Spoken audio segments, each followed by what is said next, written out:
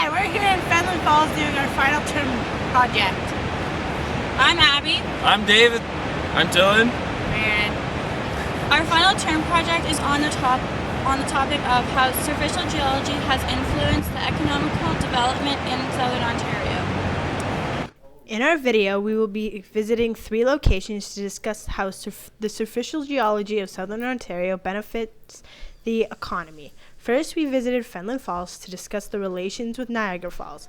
Next, we visited the sand and gravel pit located near the intersection of the 115 and 35 highway. Finally, we visited the Oak Ridges Moraine. As you are about to see, these are 3 very different places that all play a role in benefiting our economy. Surficial geology, Dylan. Well, David, surficial geology is the study of the origin and characteristics of the material that overlays the bedrock. Today we're here in Fleming Falls because, well, Niagara Falls is too far of a driving distance for us. But as you can see, Fleming Falls has similar properties as to Niagara Falls, and Niagara Falls has surficial to our economy. Fleming Falls has a very similar stratigraphy as Niagara Falls. Here you see limestone and shale. Niagara Falls is made up of shale, sandstone, dolostone, and at the very bottom you will see limestone. About 10 million people each year visit Niagara Falls, and that's about 10% of Ontario's tourism industry. It provides the opportunity for job growth and also increasing the Canadian economy. At one point, the falls here powered the mill, just like Niagara Falls powered Niagara Region. Niagara Falls has over 168,000 cubic meters of water flowing over it every minute. And the power of this water is used to turn turbines, which provides electricity for the Niagara region. The Niagara River is one of the world's largest hydroelectricity sources. It was first diverted in 1893 on the Canadian side, making hydroelectricity. Today, the churning river of Niagara Falls provides over 2 million kilowatts of electricity on the Canadian side, and on the American side, just down the river from the falls, it provides over 2.4 million kilowatts of electricity. Since 1958, Sir Adam Beck's generator has been Ontario Power Generation's largest and most reliable hydroelectric facility. Niagara Falls was formed during the end of the Wisconsin Ice Age during the Paleozoic era. The meltwater released from the glacier cooled down into the Niagara River, causing large chunks of rock to break off. Today we're located here at Pit Quarry to talk about the different economical benefits that quarries and pits have towards the southern Ontario area. This is located off the 35 highway. Today we're here at the Port Pit, owned by the Miller Group, to discuss why pits and quarries are an economical benefit to southern Ontario. In 2010, a government report indicated that 164 million tons of aggregate is used in Ontario each year. Only 7.2% of that is recycled material. With the expansion of every city in Ontario, there is a 50% use of aggregates for roads and bridges alone. This is the cause of increase in population. The expected use of aggregates in Ontario for the next 25 years is 4 billion tons. To do a kilometer stretch of a 4-lane highway, you need 1,760 truckloads of aggregates. To build a kilometer of underground subway, it uses 5,640 truckloads of aggregate. The quarries 11 Ontario, there are tens of thousands of jobs produced, which is a huge economical development fit. Now we will talk about the rehabilitation of the environment. Quarry alone is a 600-hectare property that's going to be rehabilitated by Dufferin Aggregates. Rehabilitation in pits and quarries is economically beneficial for the environmental area.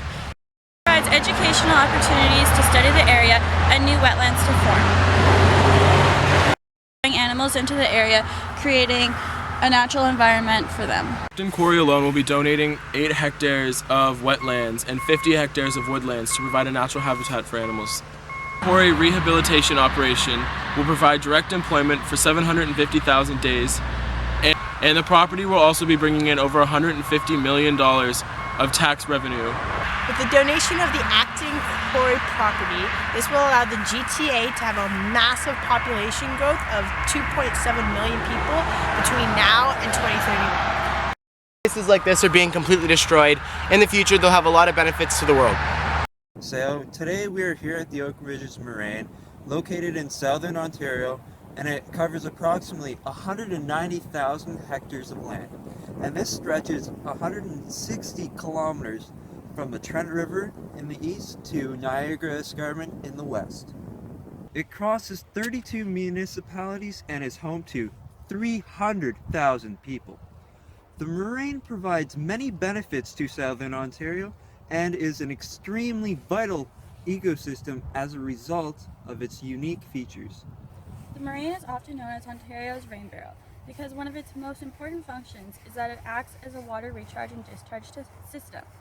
Permeable sands and gravel absorb and collect the rain and melted snow, which is then slowly filtered into deeper aquifers or wet underground layers of the water-bearing permeable rock or unconsolidated materials below the ground. This groundwater is then used as private and public wells across the moraine, providing clean drinking water to more than 250,000 people. Consider what an acre of green space does for you, whether it's covered in forest, wetland, or meadows. It's always cleaning the air, cleaning and regulating water, protecting you from erosion and runoff, sheltering wildlife, and providing a space for recreational activities and other functions. And I consider that 90% of the Oak Ridges Moraine is in private ownership.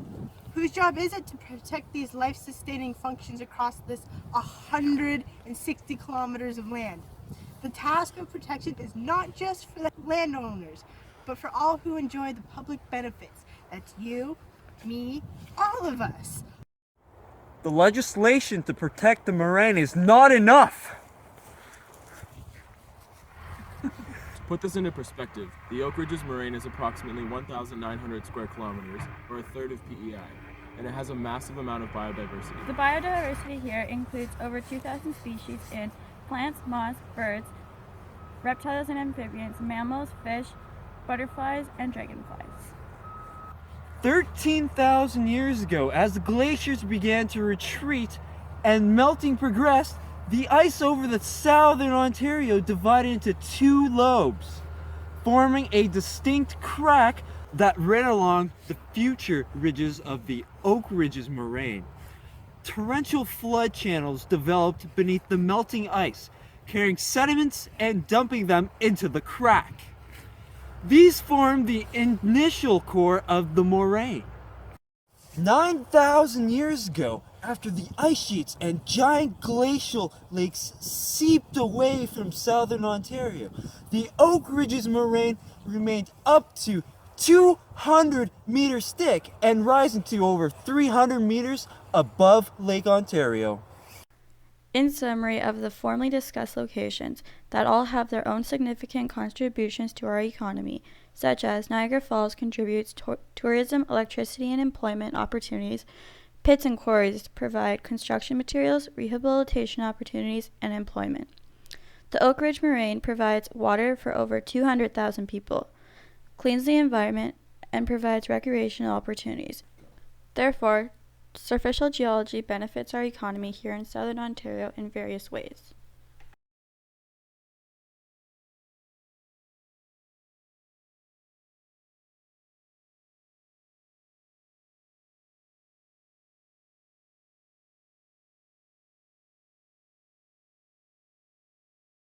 Hold on, I'm reading it over.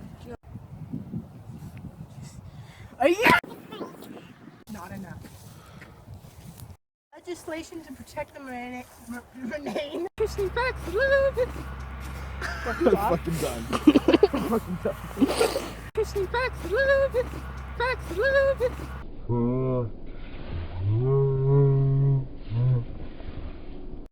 10,000 years ago, as the glaciers began to retreat. That's all you have there. Did you cut something off? Oh my god. Just like put it up a little bit more and stop recording.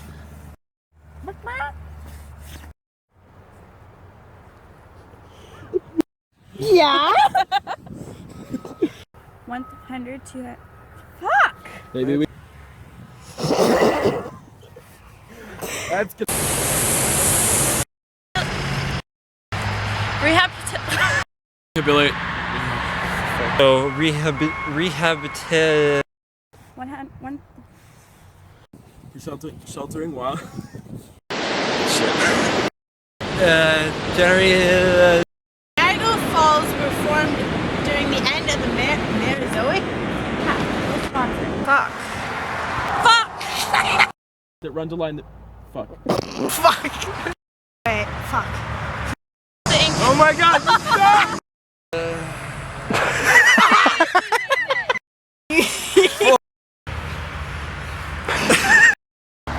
To be